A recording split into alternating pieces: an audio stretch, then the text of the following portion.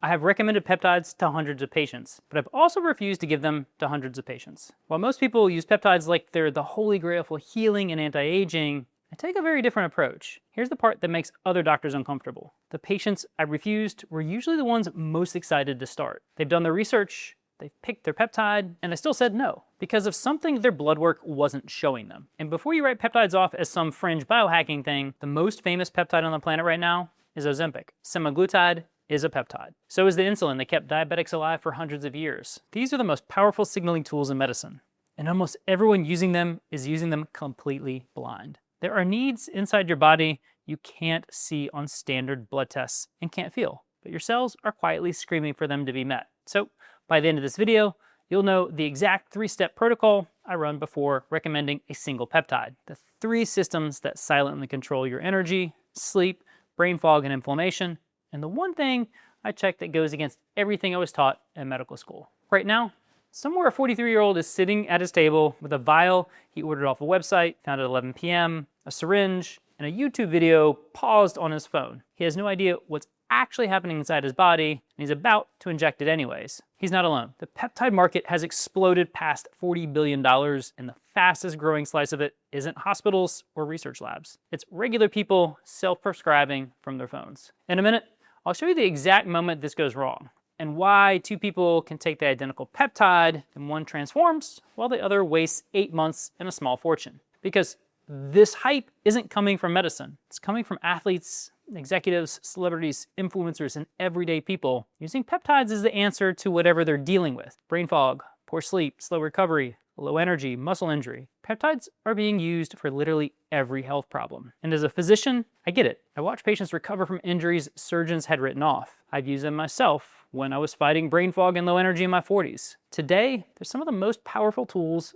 I have in clinical practice. But here's the problem. The same internet that introduced millions of people to legitimate peptide science also created a dangerous culture. One where peptides get treated like grocery shopping. You identify your symptom, Google the peptide that matches it, find a website selling it, and inject it into your cell with 0 testing. That's how most people are using peptides right now. And it's exactly why some people get amazing results, while others swear they felt nothing after months of injecting. The fault isn't the peptide, it's in how you're using them. Which brings me to the biggest problem I see with patients. Most of them are just guessing at what peptides they need. Take a guy whose recoveries from workout is getting slower every year. He reads that BPC 157 helps with inflammation and tissue repair, a peptide naturally found in gastric juice as well as studied for healing. So he finds a website, places an order, and starts injecting. Or he goes to a clinic, and this is more common than people realize, where the intake is basically a symptom checklist. You describe what's wrong, the doctor matches your symptoms to a protocol that worked for someone similar, and hands you a prescription. Sounds reasonable?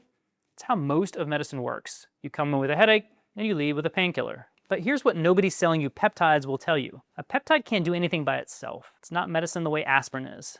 It's an instruction, a key looking for a lock. And here's the problem. After about age 40, a lot of those locks stop responding the way they used to. So you can inject the perfect peptide at the perfect dose and have almost nothing happen. The key is fine, the lock is almost rusted shut. So you might get lucky and go to the right direction by accident and see results in a month or 2, or you might spend 8 months injecting a peptide into a body that simply couldn't respond to it. And that's what happens to about 90% of patients I see. They chase the symptom and miss out on the one thing that actually determines whether a peptide works, something that isn't a symptom you can see or feel. That's exactly what I look for first. I ignore the symptoms and focus on what's causing them. It goes against everything I was taught in medical school, and it's the most important part of my entire process.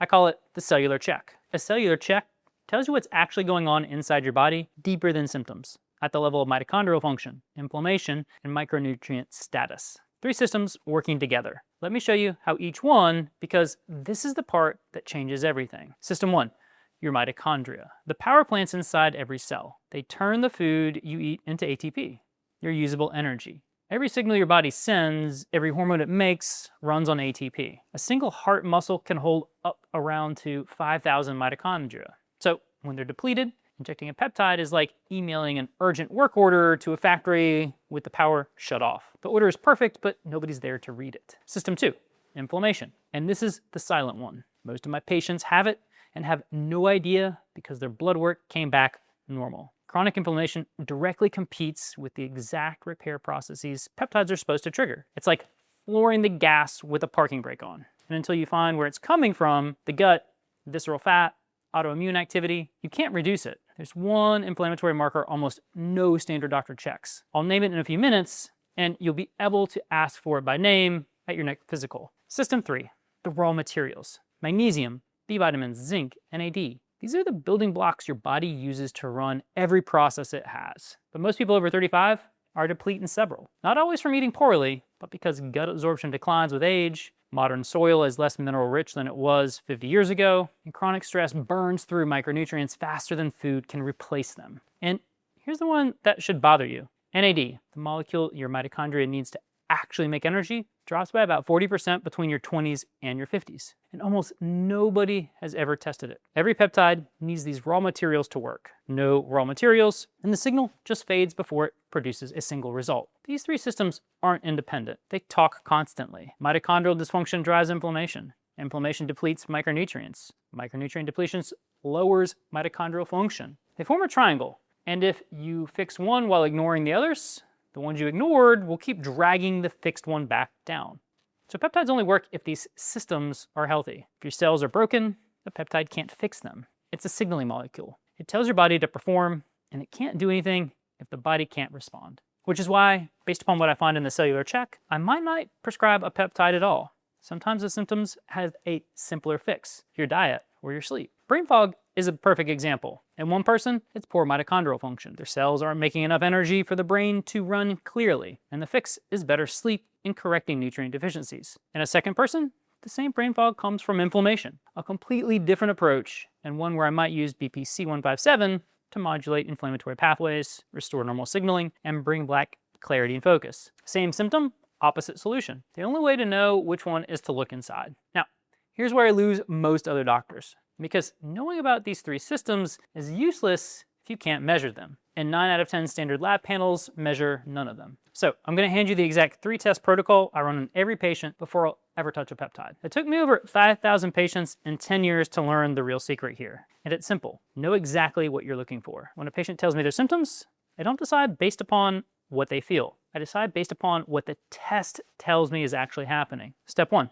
Identify the root cause. Before I run a single test, I spend about 20 minutes mapping the patient's symptoms patterns to one of 3 root cause categories. Is this primarily a hormone problem, a mitochondrial problem, or an inflammatory problem? They overlap constantly, but there's always one that's driving the others. A hormone problem shows up as symptoms that are highly time dependent. Weight gain that started at a specific age. Sleep changed after a specific life event. There's a timeline you can trace. Things were fine, then they changed, then they got progressively worse. Mitochondrial problem shows up as a global symptoms with no clear starting point. Fatigue that's always just been there. Brain fog that comes and goes for no obvious reason. Recovery that was never quite right, even when you were young. Step 2, run the tests that actually show what's happening. 3 categories. First, inflammation markers. How much inflammatory burden the body is carrying and where it's coming from. This is where homocysteine comes in, the marker I promised you earlier. It's an amino acid that builds up when the body can't process B vitamins efficiently. It's both a cause and a consequence of inflammation. It's one of the most overlooked markers in a standard medicine.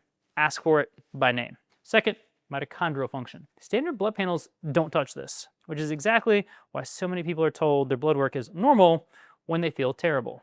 I'll use organic acid testing to read the byproducts of your metabolism. When mitochondria run efficiently, those byproducts look one way. When they don't, specific markers appear that tell me exactly where in the energy production process the breakdown is happening. It tells me what the mitochondria are doing, not just what they look like. Third, micronutrient status, where I find the most surprises and the most fixable problems. This is where I test NAD+, the molecule your mitochondria use to run the final stage of energy production. Most patients I see over 40 are significantly depleted, and almost none of them have ever tested it. Step 3, map it. And yes, these 3 tests map straight into the 3 systems from a few minutes ago. That's the whole point. First you learn what's broken, now you learn how to prove it. And here's what's wild. The test that reveals your mitochondrial function isn't a blood test at all. It's a urine test. It's exactly why someone can have perfect blood work and still run at half capacity for years without a single doctor catching it. The map tells me where the triangle is almost always broken. That's where I start, and what sequence of interventions will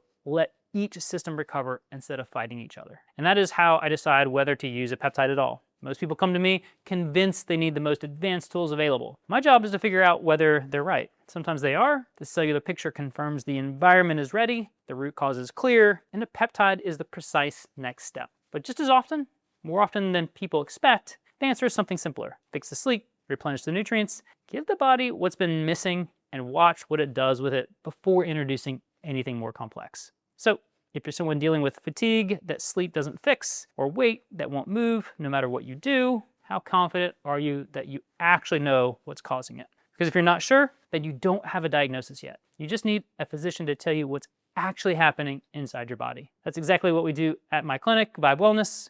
If you want to learn more, book a call with my team using the link in the description below.